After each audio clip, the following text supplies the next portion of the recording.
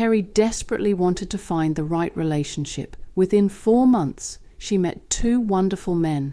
They couldn't have been more different. One was funny, outgoing, confident, very social. The other was quieter, more thoughtful, gentle. The kind of man many people would describe as a real gentleman. Yet despite how different they appeared, both relationships ended. Kerry couldn't understand why. In her words, "I fell in love with both of them." So what was happening? Let's look beneath the surface. The first relationship ended after Kerry felt he had disrespected her on social media. When she confronted him, he said something fascinating. "How can I know what I've done wrong if you never tell me how you feel?" Kerry replied. "You should know how to behave." He answered, "But if you never tell me, how can I be responsible for something I didn't know upset you?" Neither of them changed their position. Not long afterwards, the relationship ended.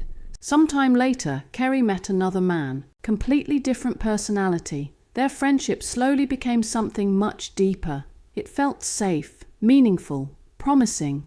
Then one day, he stopped moving the relationship forwards. Kerry felt abandoned. She couldn't understand what had happened. About 6 months later, they met again at a social event. He noticed she seemed distant, so he asked what was wrong. Kerry explained that he'd left everything hanging. She believed there was still a future between them. And then he simply disappeared. He looked genuinely surprised. He said, "But I did tell you. I told you I didn't want to take the relationship any deeper right now." He thought he'd communicated clearly. She felt he'd never really said it. Now on the surface, these looked like 2 completely different stories. Different men, different personalities, different problems. But when we slow everything down, a fascinating pattern appears. Listen carefully to what both men are actually saying. The first says, "Tell me how you feel." The second says, "You didn't hear what I was telling you." Different words, exactly the same message. This is where I find the outer mirror so fascinating. The way I currently understand the game is this. The masculine reflects our relationship with physical reality, the part of life that builds, acts, responds, creates structure, organizes life into form. Both men were reflecting Kerry's relationship with that part of herself. Her physical reality was saying, "Kerry, I can't build the life you want if you don't tell me what you actually want. If you don't communicate clearly, how can I respond clearly?" She was expecting life to somehow know, to guess, to behave the way she imagined it should. But physical reality doesn't work like that. It responds to clarity, not assumptions. Clear definition. That's exactly what both men were mirroring. The first reflected the direct side of the masculine. Clear, practical, almost black and white. "Tell me, and I'll know what to do." The second reflected another side of the masculine. Quieter, more nuanced, more reflective. He seemed to be saying, "Kerry, slow down. Listen more carefully. I'm already speaking, but you're hearing the story in your head, instead of the words I'm actually saying." Neither man was really the lesson. They were simply carrying the same message through 2 different personalities. So how does Kerry change the pattern? By taking their words literally, not personally.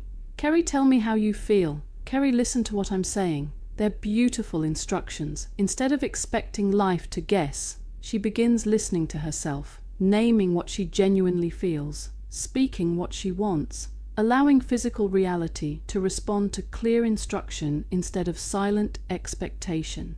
Because manifestation isn't mind reading, it's communication. The clearer your relationship with yourself becomes, the clearer your relationship with life becomes. There's one more thing worth noticing. The first man was someone Kerry genuinely believed she might marry. That wasn't an accident. Perhaps life wasn't simply introducing her to a future husband. Perhaps it was inviting her into a deeper commitment with herself, a stronger relationship with her own physical reality, with clarity, with honest expression. The evidence was telling her that neither man was ending the relationship. They were revealing resistance in the way right now. The now moment is always where the answers lie. The second, more gentle man had told her that he wasn't ready to take it further at this time. Kerry demonstrated she wasn't listening. He didn't say he wanted to end it, but that's what she heard. So she didn't get back to him and have a conversation to find out what the problem was. So here's the takeaway. Whenever someone triggers you, listen carefully to their words, not just their behaviour. If it's a man, pay particular attention to what he's saying about action, communication, structure, or reality. There may be a message your own physical life is trying to give you. If it's a woman, listen for what she's revealing about your emotional world, your intuition, your imagination, or your potential. Most importantly, try something simple. Picture yourself as the other person. Imagine you're speaking those exact words to yourself, because it's much harder to reject your own wisdom when you recognize your own face delivering it. Without this awareness, it's completely understandable that Kerry believed she simply hadn't met the right man. But perhaps she had, twice, not because either relationship was meant to last, but because both men faithfully reflected the next conversation she needed to have with herself. Perhaps life wasn't trying to introduce Kerry to the right man. Perhaps it was introducing Kerry to herself, twice.